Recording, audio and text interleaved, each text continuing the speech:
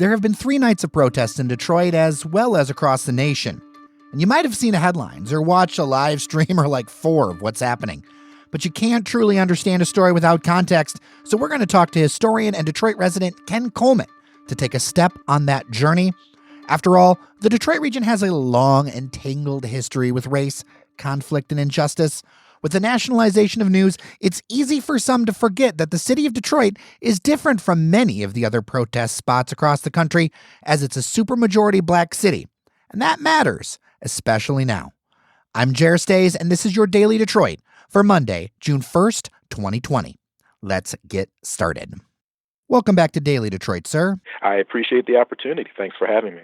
Ken, I like to reach out to you because you have such deep knowledge around the city's experiences over the years, and you get beyond the buildings and into the culture and the context.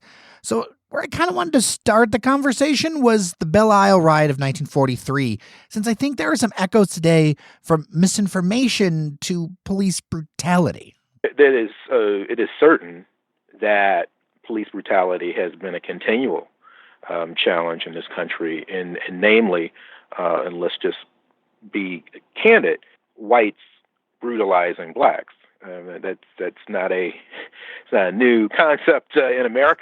No, it is not. Goes back to slavery. But the 1943 uprising, and I call it a riot. I believe It was largely white people rebelling physically and violently against black folk. The accepted origin of the 43 riot was on Father's Day on June 20th, 1943. There was a verbal altercation between whites and blacks on Belle Isle, of course, the large island park between Ontario, Canada, and Detroit, which is owned by the city of Detroit. The argument between whites and blacks escalated and attracted many onlookers of both races. The misinformation of it all came in how it was reported back to the mainland, if you will. Blacks in Paradise Valley, particularly at a gathering at Sonny Wilson's Forest Club, some literally 3 or 4 miles away from Belle Isle.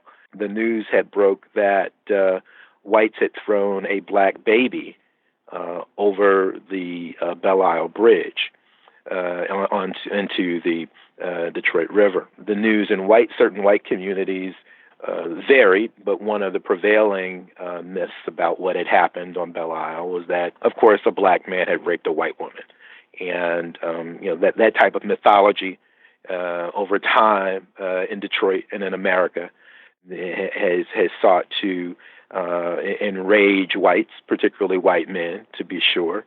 And what resulted in Detroit for the next better part of 3 days, beginning on June 20th, 1943, was an open assault of white people on black people, on streetcars, on Woodward Avenue, and black neighborhoods like Paradise Valley, the largely African-American business and cultural center of the city, located just on the city's east side and north of Gratiot Avenue.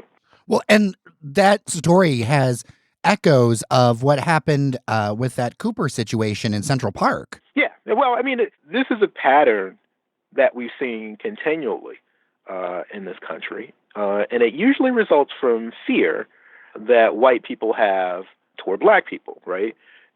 Somehow my space is being violated or threatened because there's a black man in one of the largest parks in the world, and she's the one with the dog. Right. It's amazing, but we've seen it over and over again in America, and it results in the way communities of color are policed by whites, sometimes blacks too. Because one of the things we have to challenge ourselves to realize is that police brutality is just not a phenomenon where whites attack people of color. Blacks can do it too, and when they wear badges in blue, some of them have done the very same thing. Well, and Detroit has had a long history of disturbances around this for more than a century. I was looking into things back into the 1800s, and there have been many flashpoints here. Oh, certainly. I mean, people look at 1943 and 1967 in Detroit as being, sort of seminal points where rebellion, civil uprising, or riots had taken place. But many of them took place in the 1800s, most notably in 1863, much like 1943, where you saw an assault of white people on black people, and much of that had to do with concerns about employment and the lack thereof. And, obviously the 1863 is in the middle of the Civil War. What are some of the things that we can learn from this? Because, history doesn't necessarily repeat itself, but it does rhyme. I wanted to walk through this because this is a clear pattern over many generations of what's been happening, and even right here in our own community, let alone the nation. I am someone who has been a journalist and worked in government as a policy analyst and a media person within government. But I'm one who tends to say, hey, it's cool to sort of march through communities and create public spectacles. It's better to roll your sleeves up and get involved in policy. And one of the things I wrote for Michigan Advance this morning is that my concern about the rallying and protesting and to some extent vandalism and destruction of property in the city in which I live. And one of the things I'm saying to the folks who have rallied in Detroit over the last 3 days, largely white people who don't live in the city, I'm arguing that they should go home and rally and lobby people in the communities in which they live for policies that help create situations where we don't have police brutality and have people like George Floyd killed, or at least when those unfortunate things do happen, there are policy remedies to speak to them. See, because the reality is the communities where a lot of these white folk live, they're represented by people who have created policies that make George Floyd killings possible.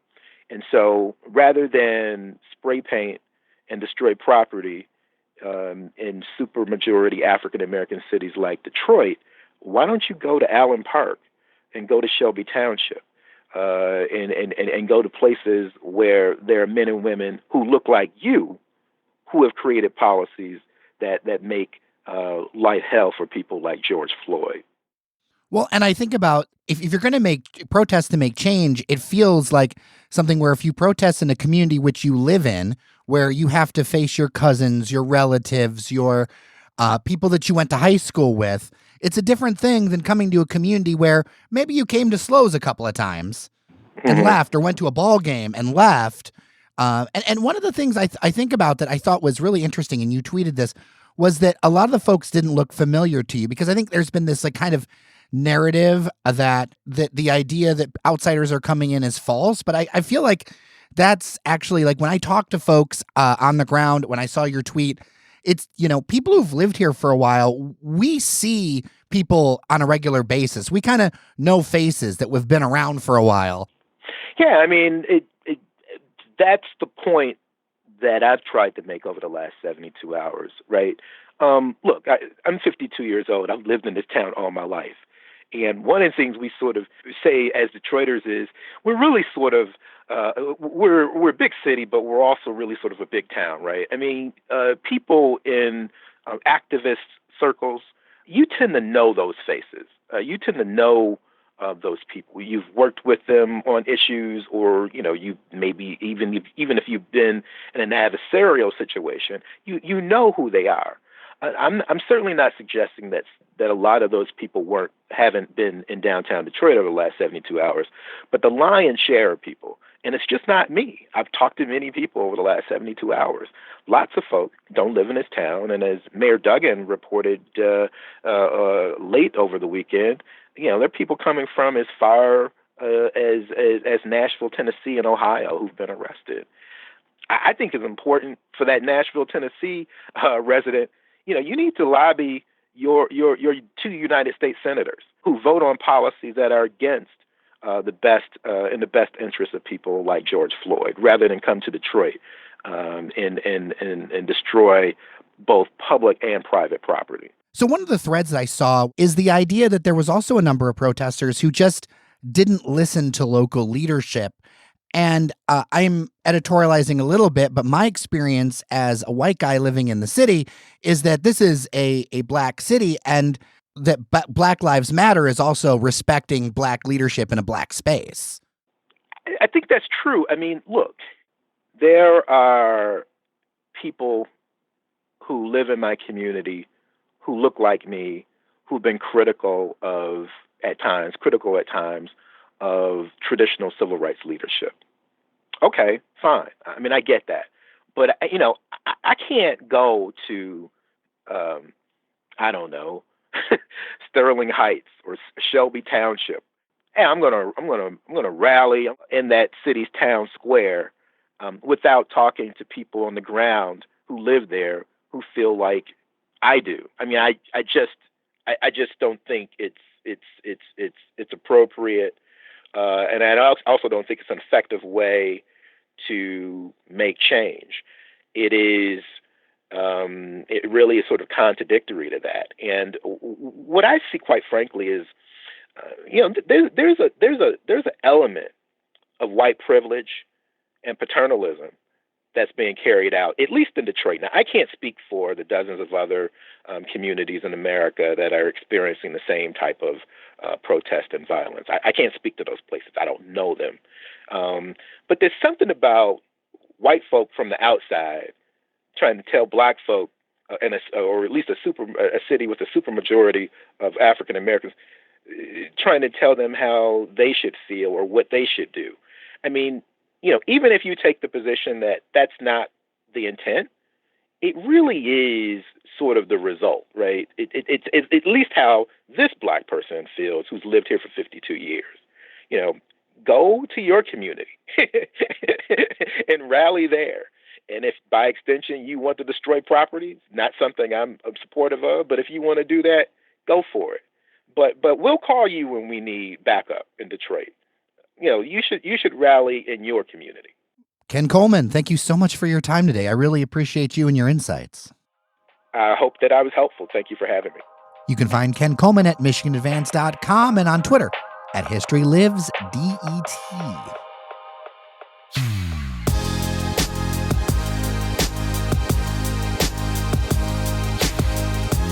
Well, I hope you found that conversation valuable. We're setting up some more for this week. If you have suggestions on who we should talk to, send me an email at dailydetroit@gmail.com. Also, a quick thank you to our members who allow us to have conversations like these. You can become one at patreon.com/dailydetroit. With that, I'm Jairus Stays, and thank you for listening to Your Daily Detroit. Take care of each other, and we'll get through this together.